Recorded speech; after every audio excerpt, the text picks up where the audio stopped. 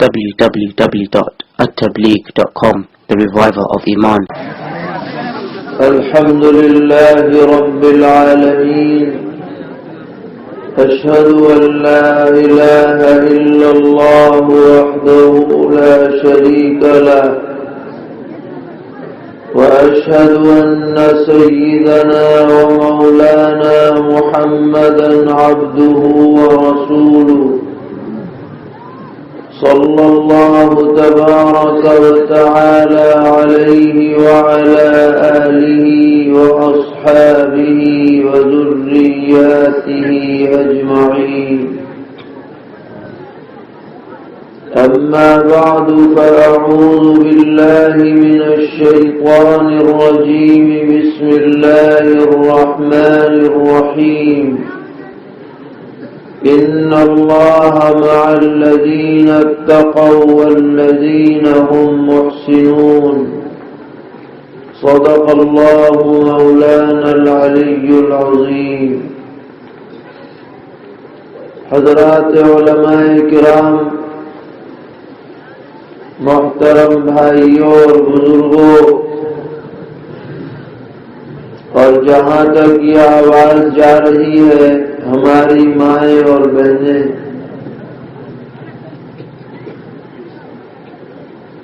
آج ہر طرف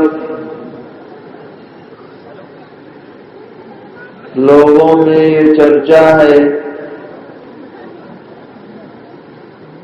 کہ مسلمان خاص طور پر پریشانی میں ہیں، تکلیف میں ہیں، ان کے ساتھ امتیازی معاملہ کیا جا رہا ہے، ان کے دین پر حملے ہو رہے ہیں،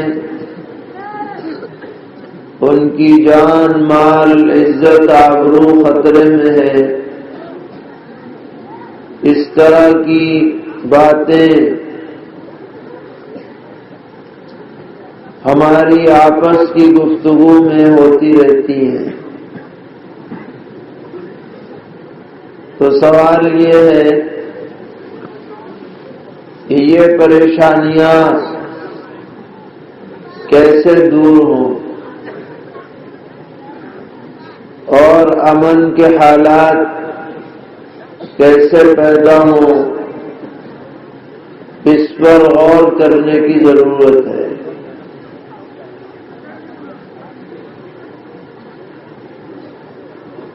قرآن پاک میں اللہ تبارک و تعالی نے ایک نسخہ بتلایا ہے، اور ظاہر ہے کہ قرآن پاک کے نسخے سے بہتر کوئی نسخہ نہیں ہو سکتا. اور وہ نسخہ یہ ہے کہ اللہ کی مدد حاصل کرو، جس کے ساتھ اللہ کی نصرت ہو جائے گی اس کی ہر پریشانی دور ہو جائے گی. کیونکہ اللہ تبارک و تعالی کے قبضہ قدرت میں سب کچھ ہے.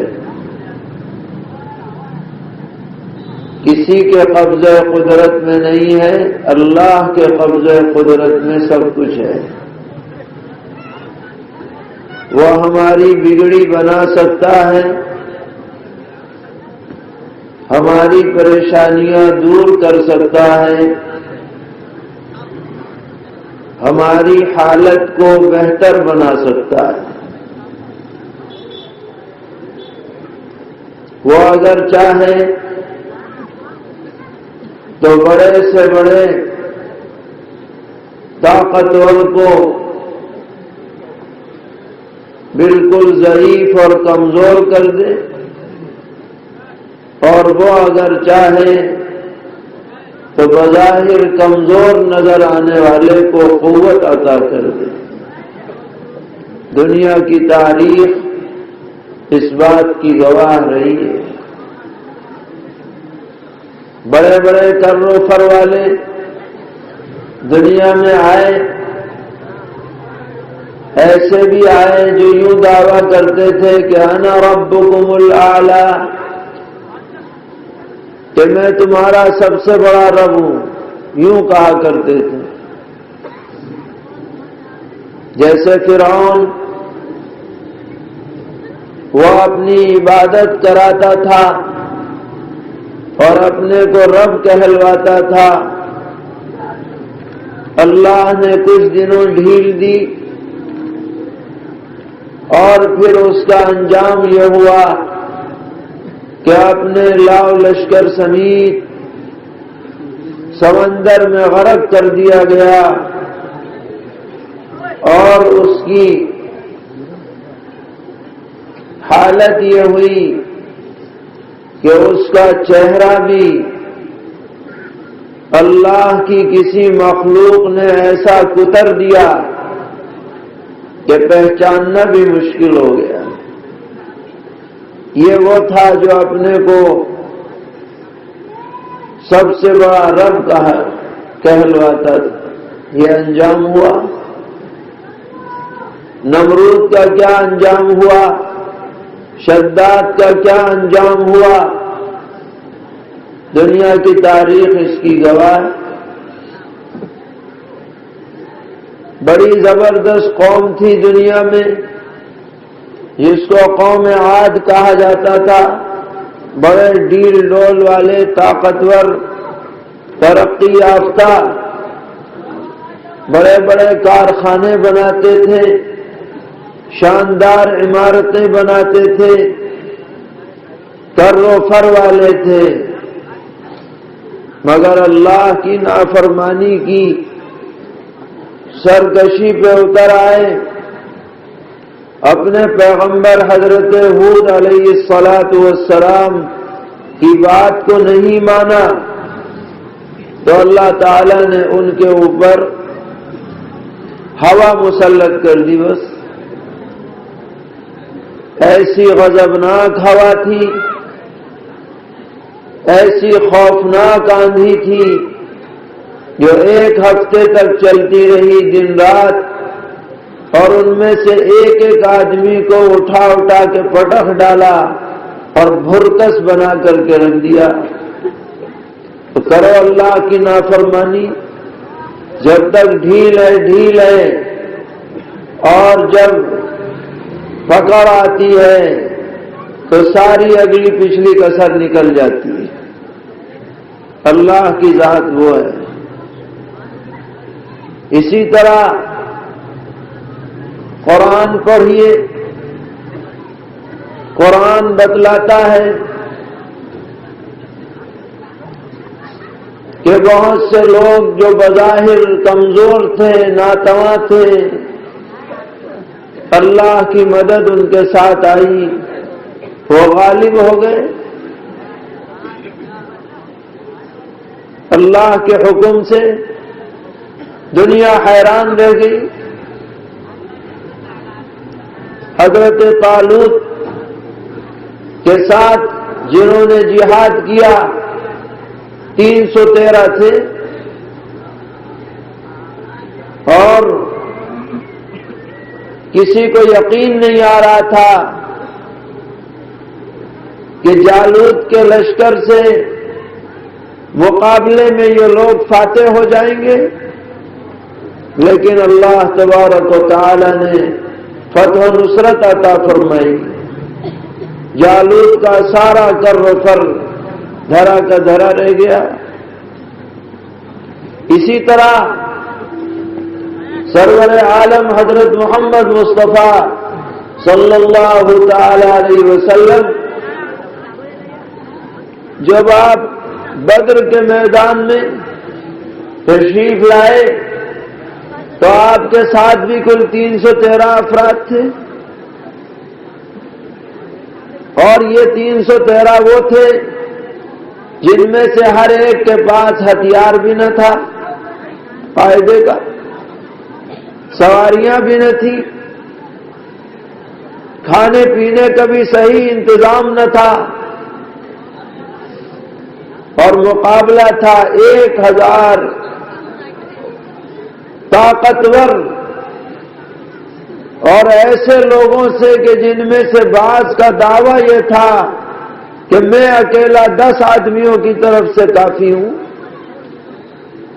ایسے 1000 کے لشکر سے مقابلہ تھا۔ سرور عالم جناب رسول اللہ صلی اللہ تعالی علیہ وسلم مقابلے کی رات میں ایک چھپر سا بنا دیا گیا تھا، اس میں تشریف فرما تھے، اور پوری رات انتہائی گریہ و زاری، الحاح و زاری میں مشغول تھے، اور زبان پر یہ کلمات تھے، یا حی یا قیوم برحمتک نستغیث، اے ہمیشہ سے زندہ، ہمیشہ سے زندہ رہنے والے، اے ہمیشہ سے قائم، ہمیشہ قائم رہنے والے، آپ کی رحمت سے ہم آپ کی مدد کے خواستگار ہیں، برحمتک نستغیث۔ کبھی سجدے میں جاتے، کبھی اٹھ جاتے، اور کبھی زبان پر یہ کلمات رہتے کہ الہ العالمین، یہ مٹھی بھر لوگ اگر آج یہ شکست کھا گئے تو ممکن ہے کہ روئے زمین پر کوئی آپ کی عبادت کرنے والا نہ رہے۔ خلیفہ اول سیدنا حضرت صدیق اکبر رضی اللہ تعالی عنہ کو ترس آیا اور فرمایا کہ اللہ کے رسول، یقیناً اللہ تعالیٰ آپ کی فریاد کو رد نہیں فرمائیں گے، ضرور اللہ تعالیٰ مدد فرمائیں گے۔ پھر آپ اٹھے اور آپ نے میدان جنگ میں نشانات لگائے، فلاں یہاں مرے گا، فلاں یہاں مرے گا، فلاں یہاں مرے گا،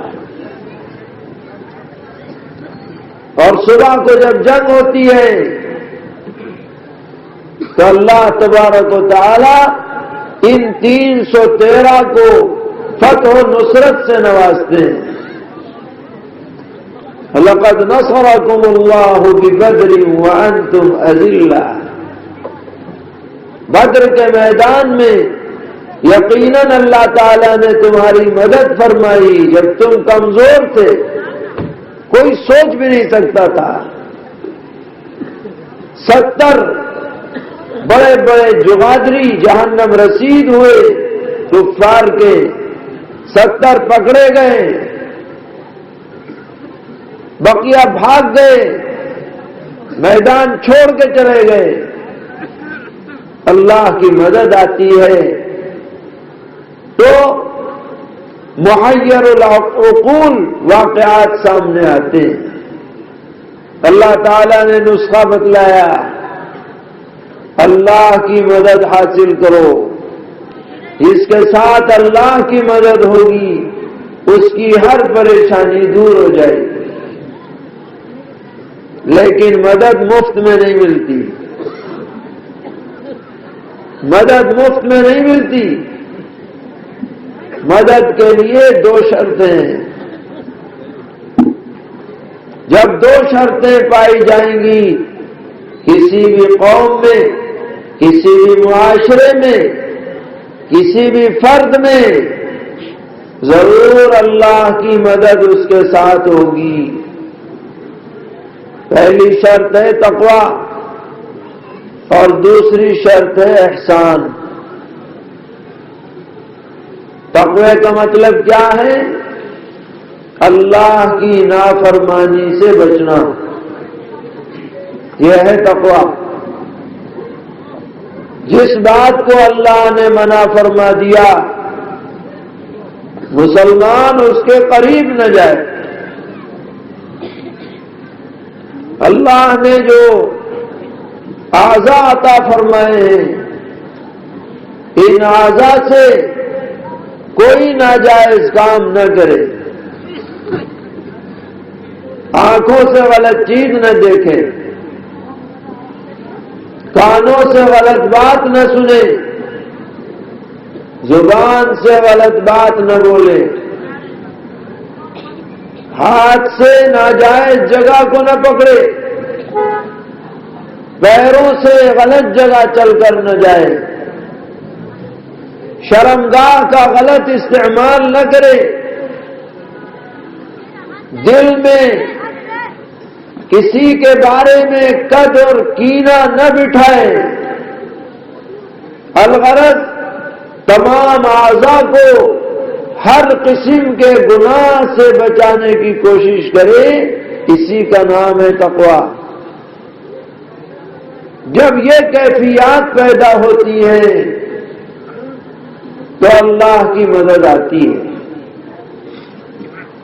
آج اس مجمع میں ہم سب کو اپنا جائزہ لینا ہے میرے بھائیوں،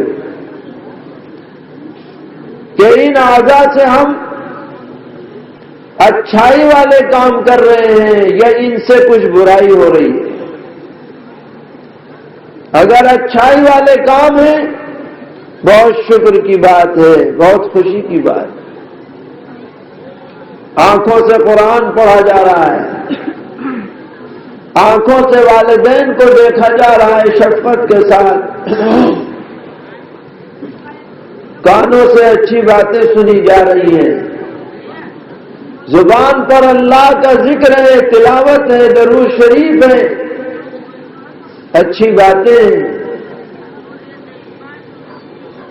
ہاتھ سے لوگوں کی مدد ہے، تعاون ہے، خیر کے اندر ایک دوسرے کے ساتھ معاونت ہے،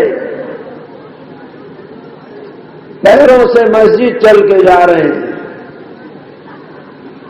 دین کے مجامع میں جا رہے ہیں، دل ہمارا صاف ستھرا ہے، بہت خوشی کی بات۔ جس کو یہ دولت نصیب ہو جائے کہ وہ اللہ کی حرام کردہ ہر بات سے اپنے کو بچائے، اس سے بڑا اللہ کی نظر میں عبادت گزار اور کوئی نہیں ہو سکتا ہے۔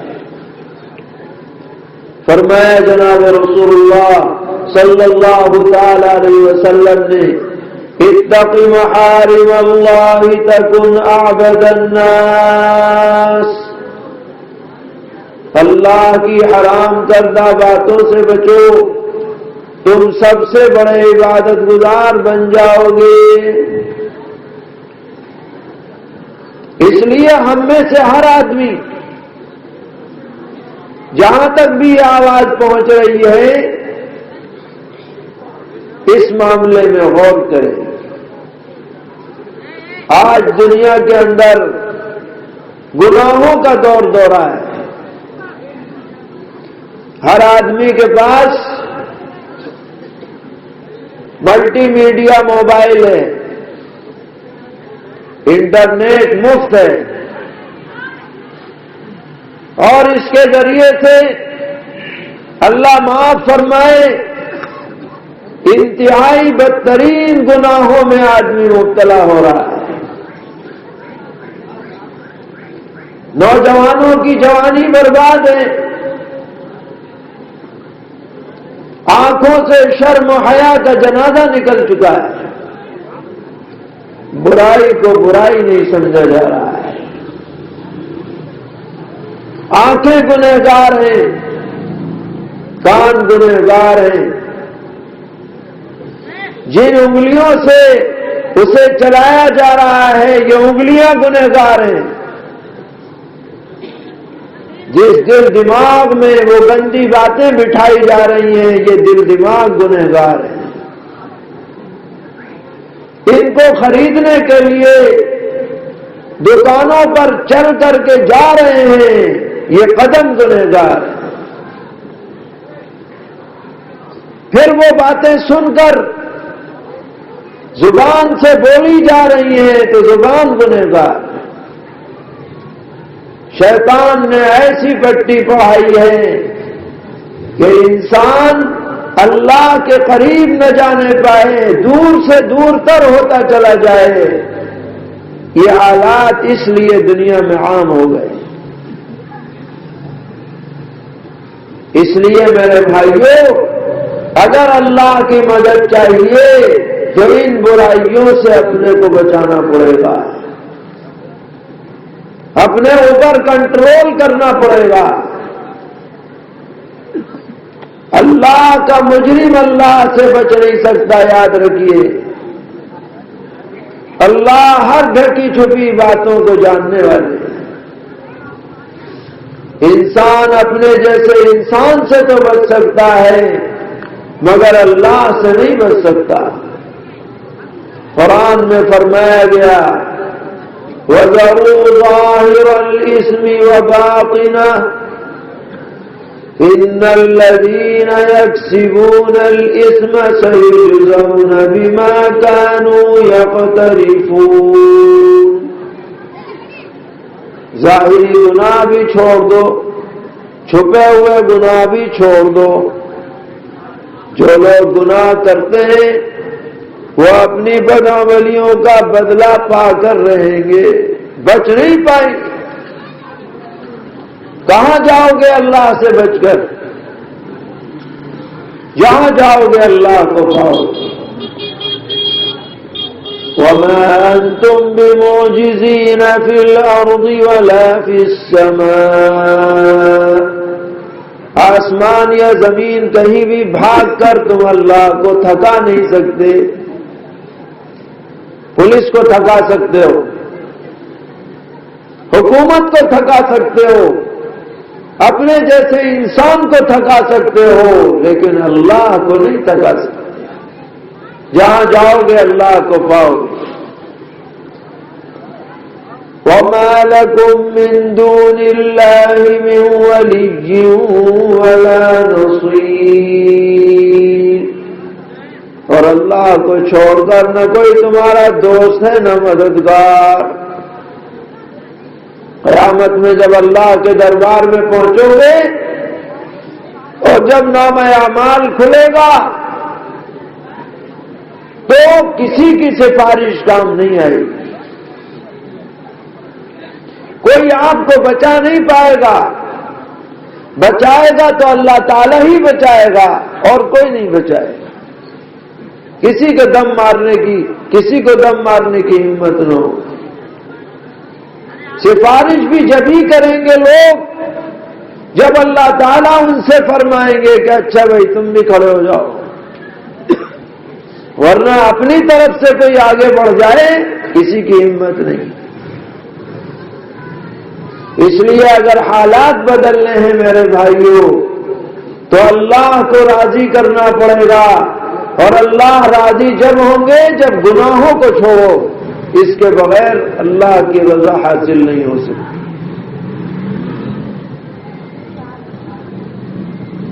اس کے بعد فرمایا دوسری چیز ہے احسان۔ احسان کے دو معنی ہیں۔ ایک مطلب یہ ہے جو کام کرو اللہ کی خوشنودی کے لیے کرو۔ نماز پڑھو اس لیے کہ اللہ راضی ہو،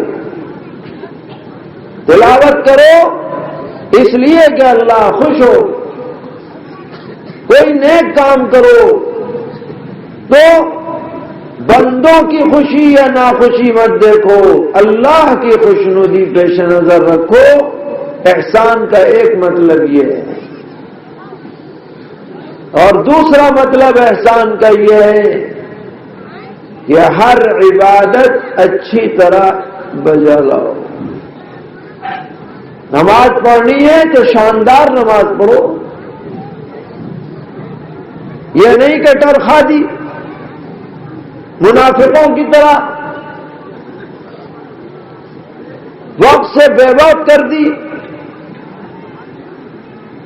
آداب اور سنن کی رعایت نہیں رکھی،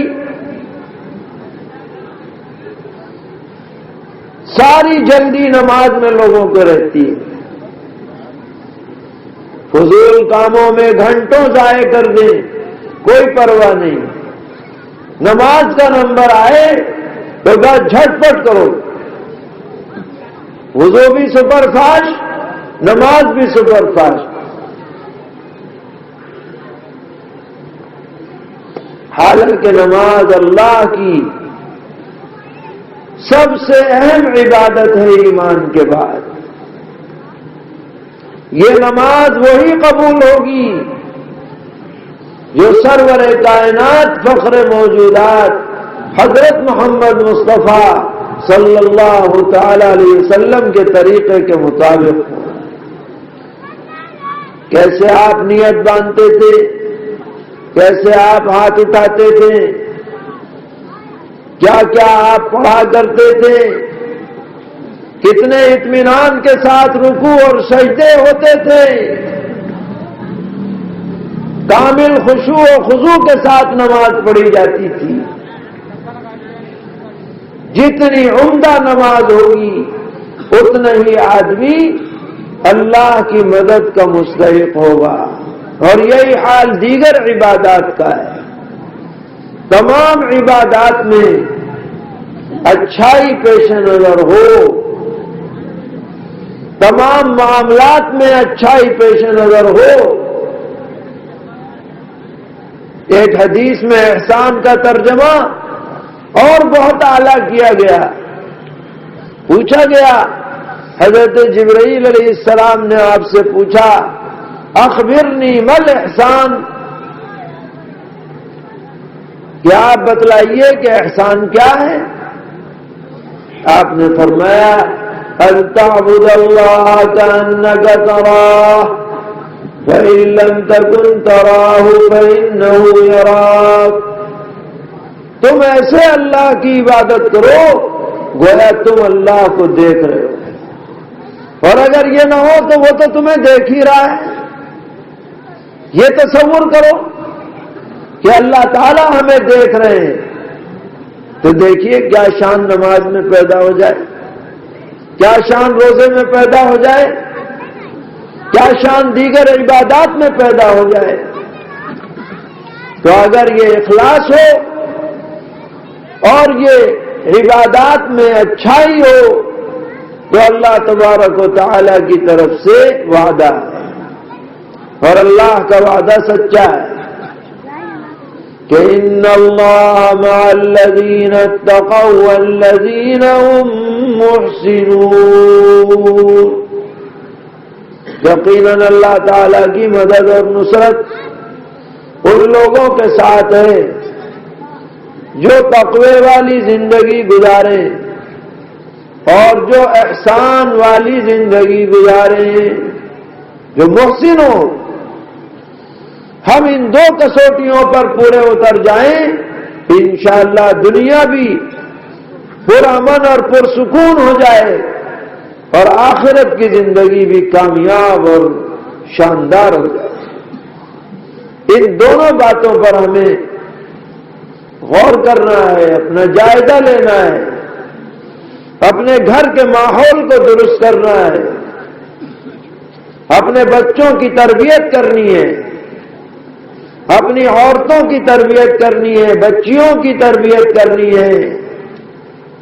اگر ہم اس میں کامیاب ہو جائیں گے تو یقیناً اللہ تعالیٰ کے وعدے کے ہم مستحق بن جائیں گے۔